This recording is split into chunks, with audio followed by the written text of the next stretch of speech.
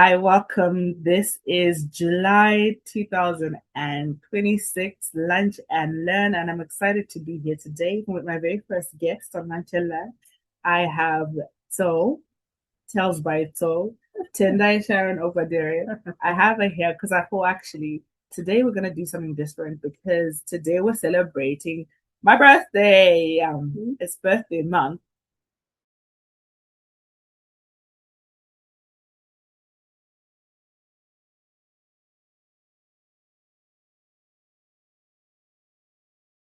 Hope that, as we talk something, a seed is sown into your life that will help you the well, no matter what stage of life you are. Um, as I was thinking about this month, I realized that whilst I support a lot of women with their finances, so many women are going through different phases. We've got singles, we've got married, just new moms, we've got divorcees, we've got widows, we've got a whole range of women, and I really want every woman, to be represented, and to just know that no matter where you are in life, it's okay. And sometimes we have to start over again. I'm talking about the women that are going through transitions, some who have gotten divorced, some who have been unfortunately widowed. There's a lot of different stages with a lot of different kind of money issues that are really different to each one of them. So we're going to try and cover the breadth of it. From, as a woman from 18, we're going to try cover what we can. But essentially, maybe this is part one. Maybe I need several. I know that I can really. You, whatever season that you're in. I do have a quiz that I have, which is a financial clarity quiz. And what that quiz helps with is to identify where you are in your life right now. And I know a lot of us are aspiring to be thriving in our finances, but I think it's really important to take a look at where you are and we start from there. So the quiz that I've designed has you answer a few questions to identify which brackets you fall into. Once it's identified that, it will send you some guides with some information to help you to start where you are and to see that you can get to where you want to be. But you must start where you are. It's so important because I think, particularly as women, we beat ourselves up about where we should be, where we want it to be, etc. But we have to be real and start from where you are. So I've put a link on there's a link in the chat. But if you are joining us on YouTube in the future or right now, what you will find is that the link is in the description. Please do take it, and I hope that it blesses you. So we're gonna start today with I want to ask Tendai a question. Let me ask her a question. She'll start the discussion. She'll start us off. Please feel free to put comments in the chat. Really, let's make this as interactive as possible. But let's get started. So, Tendai, hi. I think what I wanted to ask you was basically if you can cast your back to when you were 18, what money conversations do you wish you had or had thought or knew about? Girl, all of them, all of them. Because honestly, I don't think we talked about money enough. I think from me at 18, money was about making money and spending it, essentially, not how to spend it and not how to spend it wisely, but it was like you're supposed to go to school, go to uni, get a job, the job pays you, hunky dory, fantastic. And actually, it's not just that. There's so many foundational things that I'm having to learn now and learn now, unlearn, move, or pivot, all of that kind of stuff that I think would have been great to know when you were 18. But also, I think it would have been good to know at 18 that if you're gonna do it differently, like to know, okay, you might what you understand about money at 18 will change at 21, and then it will change at 25. It will change once you amass more wealth, once you amass more debt, once you da. I just don't think I really was not thinking about it. I was just like, how can it be made? I didn't think about how to save it, doing that. How is it going to be made? Get a job, fantastic. I got a job, and now I'm a few years after 18, and I'm like, A few. A few, listen, I'm yes. young. Okay, I'm a young babe. Mm. For those of you who don't know, we are sisters, and I'm the baby. So I will always say that I'm still a baby girl in these streets. But yeah, That's so like picking up from that. So I've spent this week, funny enough, with the 18 to 30-year-olds at university, just talking about finances. And it's interesting because at that age, honestly, like you're saying, there's nothing really that you're thinking besides perhaps like, doing whatever education that you're doing. You want to have fun, you want to YOLO, you want to go to the branches, you want to travel. Yeah. That's literally how you see money. That's what you're thinking about. And as I was spending time with these ladies, what I want to say to the 18-year-old who's listening today is that it's really important that at this time that you start to think way more past the spending element of money. At this time, I want you to Talk about the growing. I want you to think about having a plan. Okay. I think that it's a great time to be able to put in a plan that you can start to practice, that you can start to implement, so that by the time you start to earn your money from your salary, or when you start to have more money, you have set certain habits in place that will help you manage that better. So for the listener who's a sort of 18 to 25, uni apprenticeship, I want you to start to budget your money. Now, a budget is simply a plan, just a plan. The money that you go in, it doesn't matter how much it is. Actual amounts don't really matter. Yeah. What we're trying to work on is your mindset. So I think I want you to understand that you need to have a budget, first of all. You can have fun, absolutely, but let it be part of the budget. But I want you to start exploring things like, how can I invest my money? Now, I know people, when they think about investment, they start to think about like crypto and all of that. I'm talking about sustainable, long-lasting vehicles that are there. So there's an individual savings account, so the ISA. If you want to ever buy a house, it's a great time to open up a lifetime ISA, which is an account where if you put in money in each financial tax year, if you put in £4,000, the government will give you an extra £1,000. So imagine if you start at 18 to use that allowance every year. Let's say you start uni at 18 and you finish at 20, 24, 20, 21, 22, whenever you finish, basically. You're going to have literally more than 8,000 sat in that account already ready for you to make the decision, waiting for you for when you are ready to buy that house. So I want you to take a look at some investment vehicles that are longer term. So definitely ISA or a lifetime ISA, go and take a look at them. What are they about? Be curious. But also one of the habits that I think that you really need to start to practice is that of saving. Can I say? Yeah. So saving is great. Investing is great. I'm really trying to, and this is a no judgment free zone. I'm just thinking, me at 18, if anyone told me to invest or to budget, it just felt like such a big, the big girl version of me. So we'll do that later. I wonder whether there's a way in terms of using that plan and changing your mindset. I think what I wish I was taught as 18 is more the habits. So if you're doing enjoyment, you all were like, say, even, I don't know, challenge yourself in a way that's simple of like, okay, this week we're turning up Thursday, Friday, Saturday. I have £500 to turn up Thursday, Friday, Saturday. On Sunday, check with yourself. Did you finish the 500? Did you go over the 500? You know what I mean? I think if someone had simplified, because that's essentially what budgeting is. That's how you're laying a good foundation by practicing those habits. I think at that kind of age, you've got to find habits in your regular day to day. So it doesn't feel like a big, oh my God, I'm doing this big investing financial thing, but you're exercising how to do it in what you know, right? It's like people say when you exercise, go for walks, it's free, yada, yada, yada, before you're doing gym training, high rocks.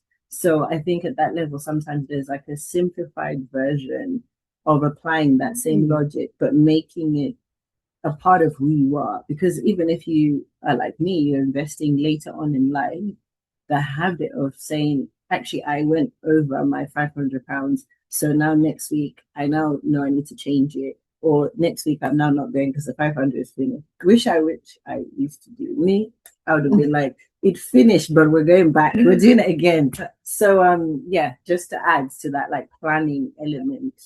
And I think it is key. What you said is key in terms of it is the time to build habits. It's not really about the amounts per se, I would say.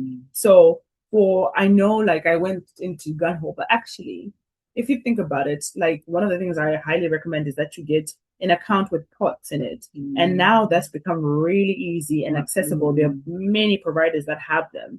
In your pots, just create one pot that says saving, or not even use that word, maybe just I don't know, nail funds, holiday pot, whatever. No, I don't want no, this is not enjoyment. Money. It's sorry, not for enjoyment. You see the enjoyment officer. Sorry, always rushing to enjoyment. One of the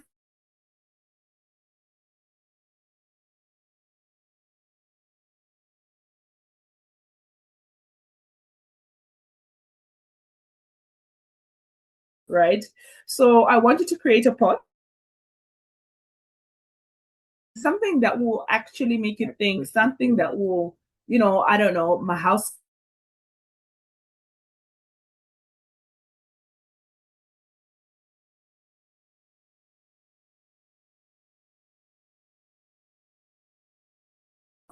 Commit an amount.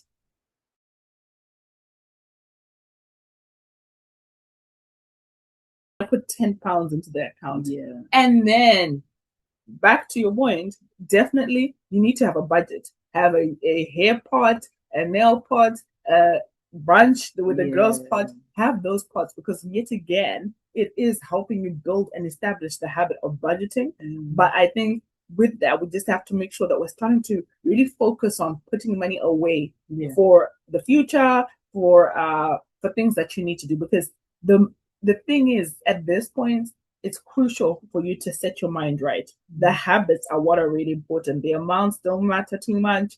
How much you're putting in, all of that doesn't matter as much as establishing the right foundation. This is all about building a foundation. But the other thing that I really want to say is, at this time, I want you to understand that you are an adult now. And as such, it's not only that you can now go out and do things, it's now you are building a financial file called a credit score.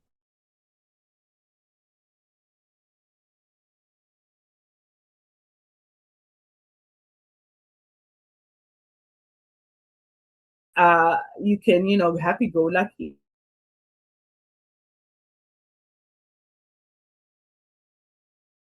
Affect your future life. So I want you to be very mindful. Don't miss any payment. Why are you missing a payment at uni? Why? Listen, we all learned. We're not this is the conversation that you never knew you needed. Now you've heard it. You're not missing a payment, because a missed payment is one of the worst things for your credit score. That will reflect. That is on your file later. When you now want to do anything, that missed payment will check. What age did you learn about credit score? Or like knowing that a missed payment had a long-term impact? For me, this is one of the reasons why I have finance. I have a family finance. I learned way too late. I learned when I was in debt and I was broke and in a terrible condition. But this is why I do this work. Yeah, absolutely. Because I want other girlies not to be in my position, right? So if you're listening to this and you're this age, honestly, so we're gonna let's summarize, because we're sticking to this girly, right? We need to get through some others, right? Yeah, sure. So 18-year-old girly, start to implement the habits that you want to have in the future. Start to make a budget. Start to make a plan for your money, but start to save. Really important. So, what are we gonna do next? Which are we gonna be? I mean, it's tricky, right? I think. I suppose I'm in the very much mum season. I guess there's a the lady in waiting, the single, she's now got her job, she's getting paid, she's done the successful career stuff. What should she be doing? Now, you sis, I want you to date smart. Have real conversations with the gentleman across the table. Mm-hmm. Like, this is the time for you to start to be wise.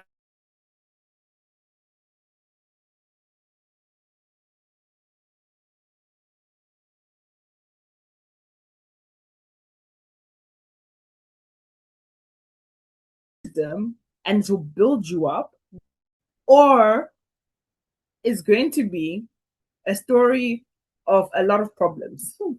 So right now, you're in a season where you need to be really thinking about the kind of husband you want to have, if that's what you're looking for at this time. But we're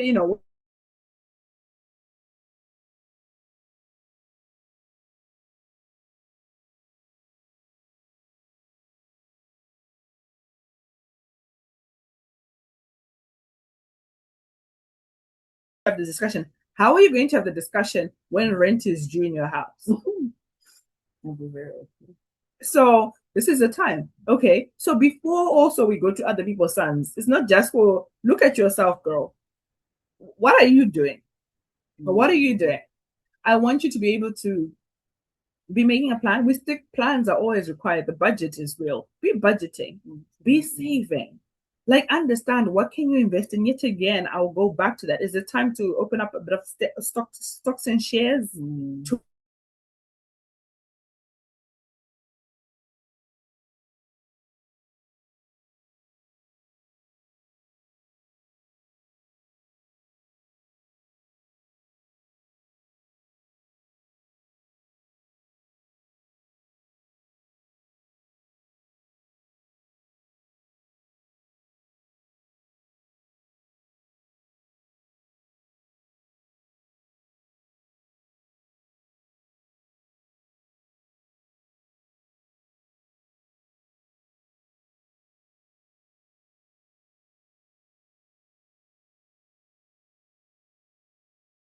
hi? Hopefully that wasn't too long. But we're just talking about the girly who's in waiting or finished uni, now working. Getting paid, Yeah. get your build yourself up. And I think also if you're in waiting, whatever you're in waiting for, I think you still continue to build yourself up and the things that you want to create. And I think that helps from having that plan, like that initial, you as an individual, what actually do you want to create for yourself, for your legacy, for your life, for your future, right? That's not dependent on a single person because, at the end of the day, when we're buried, when we go to the pearly gates, that's your own roster. It's you by yourself. So I think it's important to still make sure you're making headway in the things that build you up and that create whatever the dream is and whatever that looks like. And that comes from those systems. Because imagine if you are, and this is specific to the waiting, but like imagine if you are building up yourself and you come already with stocks, savings, whatever, then you meet someone who is also, by the grace of God, doing the same thing. You've already got such a great head start. I don't think anyone should wait for any other individual to then now be like, oh, let me be sensible with money. Oh, let me do this, let me do that. Because actually, what you bring to the table is valuable no matter what. So you can increase your equity, increase your value by working hard in your season, right? And making sure that when you then come to the next one, you've learned. Nobody should look I would say like my greatest fear is to look exactly the same as I did last year. So actually, what things are we working on to make those improvements so that when I get into the next season that I was waiting for, praying for, whatever that is, I can say, okay, this is what I bring to the table. And then it makes those conversations easier when you are dating, you're dating someone, you ask them about money and they're acting funny. Red flag. But you can talk about money happily because you've been working on yourself. You know that that's something that you're not insecure about, and no one is going to derail you. You don't want to be dating someone who And my husband always says when he started dating, he never used to eat McDonald's. Unfortunately, me, I'm a fast food girl. I influence him in the bad things, but don't let somebody come and influence you when you're sure of who you are and what you're becoming. So I think you have to keep going with that. Hopefully the network will stop glitching. Yeah, it's being a bit funny, so bear with us. But yeah, hopefully you can hear us okay. So yeah, that's the lady in waiting, I'd say. And I don't even want to describe her as the lady waiting. For me personally, you're not waiting for nobody. Nobody's gonna rescue you. Nobody's gonna you your own, yourself, you're enough. And I just think that rather than waiting, I want you to be building. You're in building mode, just setting foundation. Make sure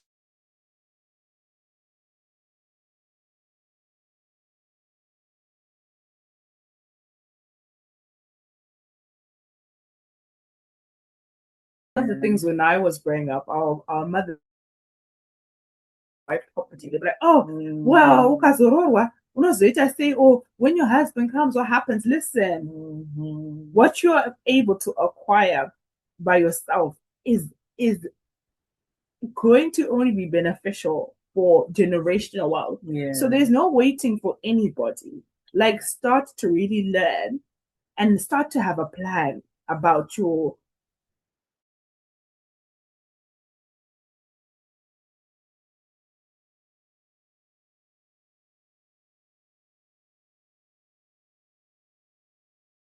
how they think. Like, if you come I'm this property, my stocks on portfolio, girl, listen, if the person can match that energy, aura for aura, you're building something, right? Building something. I would also say in this stage, like, the other thing that I would, which doesn't sometimes seem to make sense, to align like money, but actually start to look at your purpose. Start to look at what is it that you were set on this earth to do. So is it starting a side hustle, a business of that nature? Are you doing the corporate thing and climbing? I think it's a really important time to be pursuing those things because you are responsible for you and you alone. You've got more time than you will ever have. And at that time, you don't believe it. But when you go to the next phases, you then understand that that was the best time, right? Nice. And it's not always about saving and investing. It could look like actually exploring the world. I have a sister who did something really amazing. She just went to a new country, started and did the thing.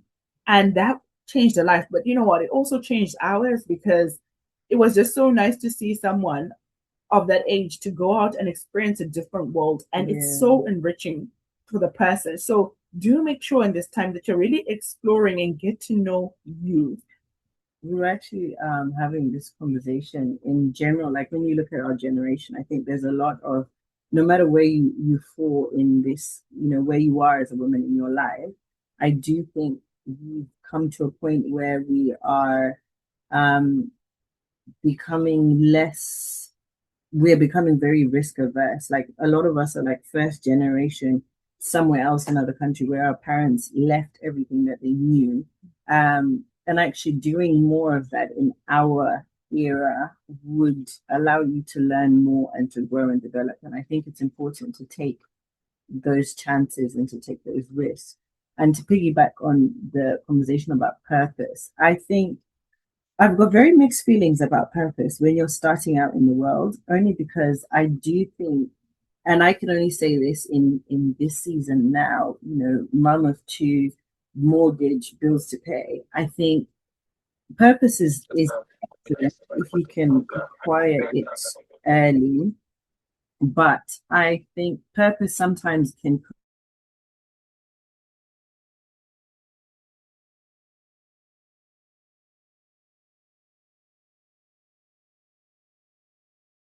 that post you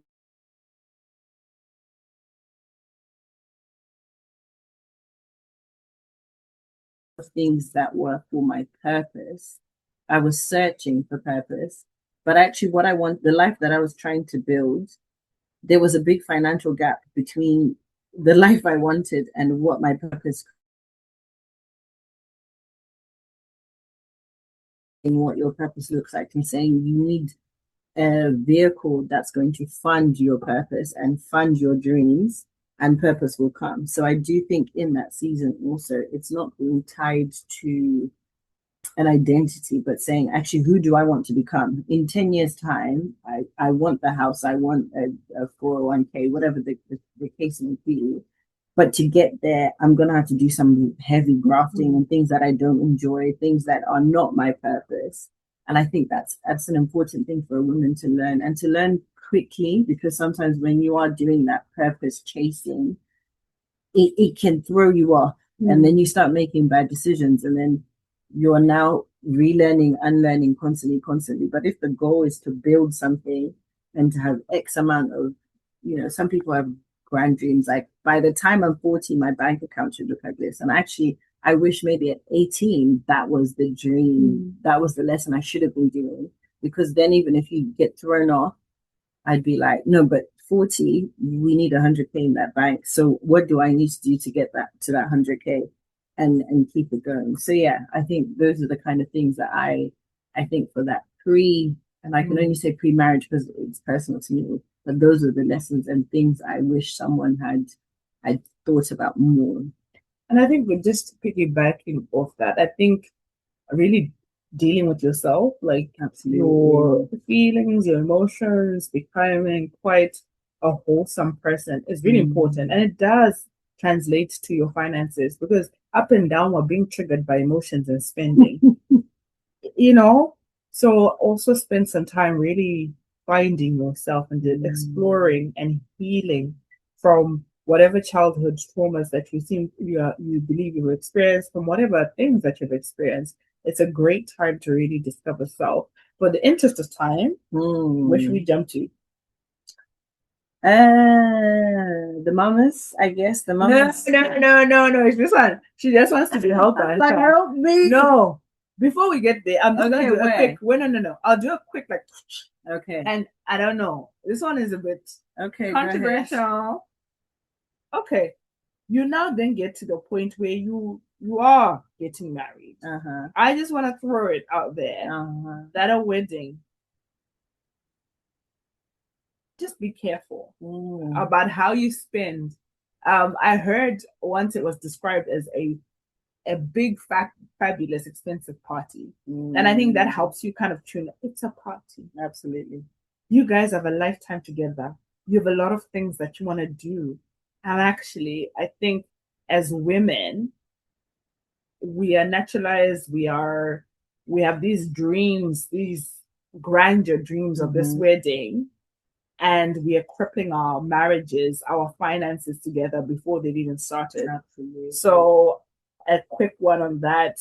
Actually, do you know what? That's a really good one. Only because I think COVID is a great has been the greatest teacher to really understand what weddings and the glamour of weddings are. I got married in the pre-COVID wedding. So I was the last of the crazy weddings that had a gazillion people and cost like 20K, whatever. And then post-COVID, you now have these intimate weddings, which are now very normal. And it makes you realize, like, who were we doing the big dues for?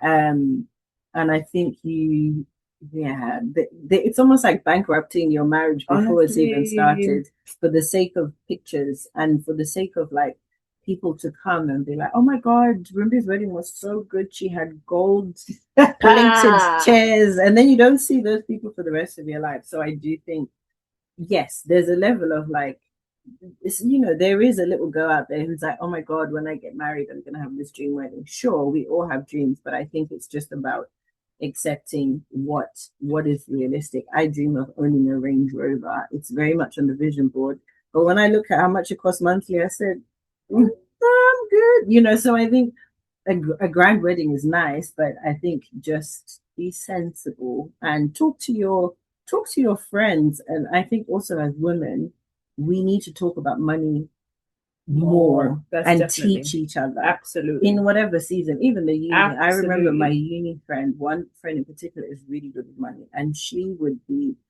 like we'd be YOLOing together that Thursday, Friday, Saturday that I mentioned. This one and then on Wednesday, YOLOed like this. It's okay, she's not watching me. And then on Wednesday, my friend would be doing an agency shift. And I'm thinking, I didn't know you had a job. She was like, oh no, I don't. But because I went over my £500 budget, I just want to pay it off so that I'm not overdraft. I said, oh, did you learn? Oh, did you learn? Nice. Did you do something about it? Girl, call me when you're done. We're going to go outside again. You know, I think, and having people to talk to, like now the women that I talk to about work and careers, I ask people what they earn all the time. It's an uncomfortable question, but it really helps me understand that the glass ceiling is there is none, to be honest. But it's fascinating when you ask people how much they earn and they tell you, and you're like, oh, people can earn that much. So what have I been doing? And sometimes you get grateful for employment because it's secure, but your earning potential is capped in your gratitude. And sure, gratitude is important.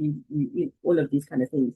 But I think having people you can talk to who look like you, whether they're, and especially if they're not in your season, I think you will learn more from those people. Because I do think, we find people who are similar to us who are going to tell us the things that we kind of want to hear. And then you're like, I supposed to think I'm good. But actually, talk to the person who's the complete opposite, who's going to derail your thought process. And they will shake you up more and they will make you more accountable.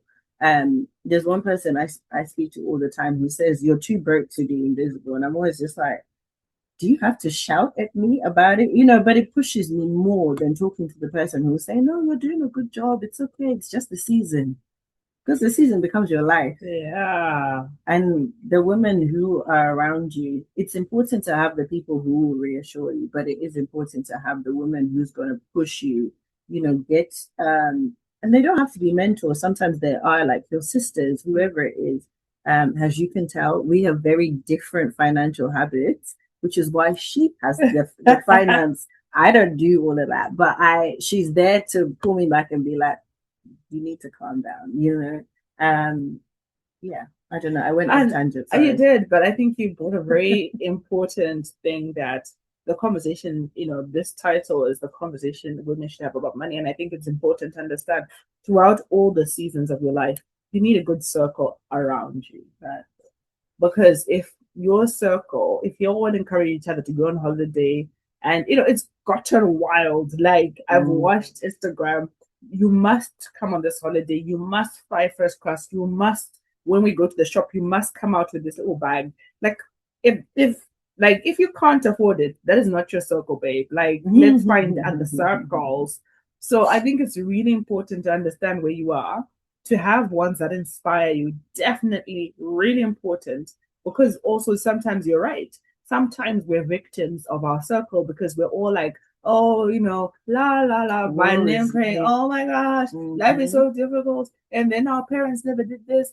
But what are you doing about it? You're an adult now. So I think it's really important that we're mindful of our circle and the seasons, because some friends are for certain seasons and some just aren't. I want to be able to have friends in a season where you're saving up for your house deposit, where we can't go out anyway, but actually someone says to me, okay, let's have a pizza night. Everyone brings in pizza and we're gonna have an Italian night. Those are the friends, right? Because they understand what season you're in. The friends that won't make you feel guilty for saying no. Actually, I can't be a bridesmaid at your wedding because what you require for me to be a bridesmaid, I cannot afford. And then for you not to feel some type of way, because that is a sound financial decision that a friend, you should be proud of them. I can't come to the holiday, and they shouldn't shade you, they shouldn't shame you for those decisions. So I think it's really important. Bridesmaids are paying crazy money at the moment because I'm your friend. No. And I think it's tough. If you're a bride, can you please let the people know your expectations? Help your friends. Help them out. I think you need to know, and whatever the expectations is for you, that's your own. It is your own. If you want to have them all fly to Barbados for Hindu, but I think you need to set it out at the beginning before someone accepts, because what is more destroying to a relationship is halfway through, someone is not, every time you ask them for money, it's a story, and then you have to cover them. So then in the end, by the end of your wedding, you're so bitter and the relationship is lost. But what wasn't done was expectation. Like, and if you get the lovely box that says, "Do you want to be my bridesmaids?" I think that you should say, "I would love to, but I need to understand what does that really Give look me like." the budget of what this bridesmaid duty is going to entail. And I know there's a lot of emotions and it doesn't work that simply. I get it. But I think I want to talk to the bride and say, you yourself, like, be understanding and reasonable and set expectations, because then no one is gonna feel any way, right? Yeah. But like, we only have 15 minutes left, right? And I want some Q&As. Yeah, we can do one last girly. Yeah. What about the divorced girl? Since you don't want to talk about no, let's do the mom. Let's do the mom. Let's do the mom. Let's do the mom, because I don't know when I'm next gonna get you, right? Because she's a busy this mom. Is part one, guy. Well, actually, if people say they want me to come back, I'll come back. What if we do? It'll be very awkward. It's gonna be very awkward. No, it's all right. Mommy. Do you know what? I think the mommies, it's not so much about the conversation the mums need to have. The conversations the mums need to be having is more about what, because you're now thinking about legacy. I think that's where it's, and again, you know, when we were talking about the woman who's in waiting, and we're saying, you know, the man across the table, he's going to be this. I'm a mom to a boy, right? So if I'm encouraging women everywhere I go to be, you know, do your thing, build, etc., etc., you've got to be doing the same for your children. But I think your children show you your habits. So there's like a mirror exchange of what you want them to create, but also are you proof is in the pudding, right? So you've got to then action those plans. Yeah, the mum, I think you're better at this. You've got all the children. I'm still very much learning, and every day I'm like, I think I got it wrong. But I think there's a lot to learn in terms of money. And I think it's also translating that your children learn as quickly. Sometimes we're waiting for our children to be adults because you're like, I'll teach them when they're older. But how are you bringing them along the journey that you're also, and being vulnerable enough to say that? So I thought about it completely differently, but that's what's fantastic about having it. So well, that's fantastic, because I thought more of the girl, because you're still a girl. Okay, mommy. I know everybody wants a piece of you, but you're still a girl. And for me, it's more, I think, for that, the mom, I just want you to understand that it's a season. It will come to pass, because there's a lot of financial decisions that are made in sacrifice for your mothering. It starts right from the bat, from maternity, where you are going to start to get paid less, and you have to figure that out, and you have to navigate that. But on top of the maternity pay, one of the things that I will now sing, I heard it and it blew my mind, and I want to share it with every woman, is that you're not getting your pension paid at a certain part of your maternity pay. What that looks like is that right now it might seem okay. It's all right, I'm not getting my pension paid. But the crazy thing is that the stats say that women live for longer, right? Now, the man who has to stop and start with their pension contribution because they've been working whilst you've been in maternity. And don't forget, you might have one now. If you have 2, 3, that's like 3 lots of times that your pot is not being contributed to. Now, what that looks like is that at the end, you as a woman have less to survive on in your retirement than your male counterparts, because you took breaks for your children. And it's not necessarily just the maternity part. Women tend to reduce their hours because of childcare, right? Women tend to flex their hours. Yet again, a reduction in your pension. Also, not if you're not, I know some people are not like, oh, pensions, I don't really do that. But even just mere investments in other things. You're trying to build something. You're trying to build a business. You're trying to build whatever you're trying to build in terms of investing in your future. Because of the reduction in income, that doesn't have an effect on your plans. So there is a lot to consider. There's a lot for the mom. And I feel for her because you're doing the best. You are called to serve the children that you've been blessed with. And that in itself is a job, right? But I think we start to need to have conversations with the fathers of our children, your husbands, if you are together, about, listen, I didn't get paid 2 months worth of pension whilst I was on maternity. Could you put money into my pension pot? And I know those are not easy conversations, but I think if we start to normalize them and start to understand that, or when you are able to work more, when your kids are a bit older, or you have a scope to put more, remember to go back and put money into your pension pot. So I think it's really important that you look at your life and say that whilst you're a mom, there are financial things that are happening. So that's the more serious one. The other thing about the girly is that the realization that as a mom, you spend a lot of money on things that are not yours, right? Mm-hmm. And you do it so effortlessly, you do it with your whole heart because we're here to serve. I get it. But have you ever noticed if you were to top up how much money you've bought for, oh, this is a cute jumper.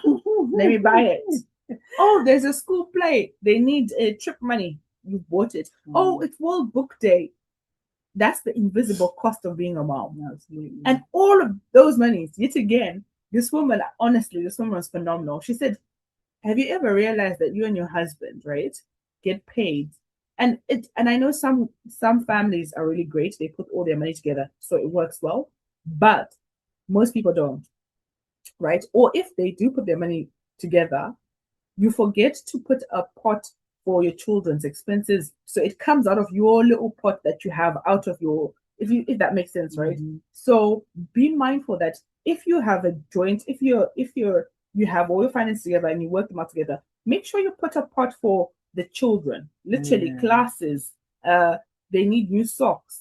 They have World Book Day. The school has a fete. The school has this. Let the money come from that, not from your own personal allowance. Now you're not getting your nails done because you had to buy a World Book Day thing.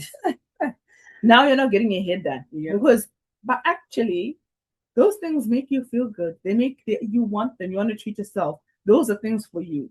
So I think you just need to be mindful and think a lot more about all these.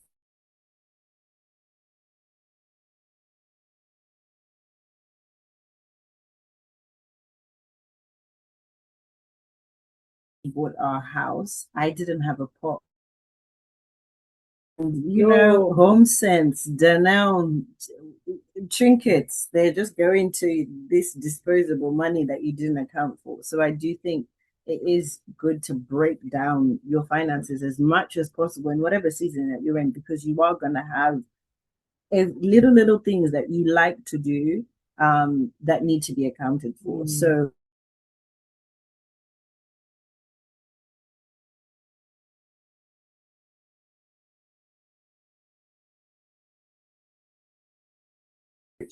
of the woman. There's so much. So come back one of these. We can cover black tax. Yes, black girl tax. In the comments here, someone said we've got a few things that we can. Women, girls in debt, which is my favorite subject. So we definitely will come back. But I hope that whatever season that you find yourself, that you understand that you are doing the best that you can. Absolutely. Be kind to yourself. I know that it is a season. Nothing lasts forever. But understand also that you have to act. You have to put in the work to make sure that you are always in a good place with your finances. That action, no one else can do it for you. It's on you and you alone. And it's really important that you keep remembering that. But don't despair. Do not despair. I have resources to help you. I've got the quiz that can let you know where you are right now and help you. It's free. It's a quiz. It's free. Just something to help you along. And then after that, I also have the big shift quiz. Now course. This course is for the girlie who's decided that enough is enough. I need to change my finances. I need to really do some deep work. And I've created a 6-week course. And it's available in different formats. One is a workbook, one is videos and a workbook, one is actually talking to me. We get down into the detail, and that's all available on my website. But take a look at those courses. But I will always say you have to be ready to do the work, because I am also not about you wasting your money. I want your finances to really transform. I've got Sunday Seeds, which is a weekly newsletter that comes in on a Sunday that just gives you some words about the finances, some scriptures. So if you're not already subscribed, make sure you subscribe to that.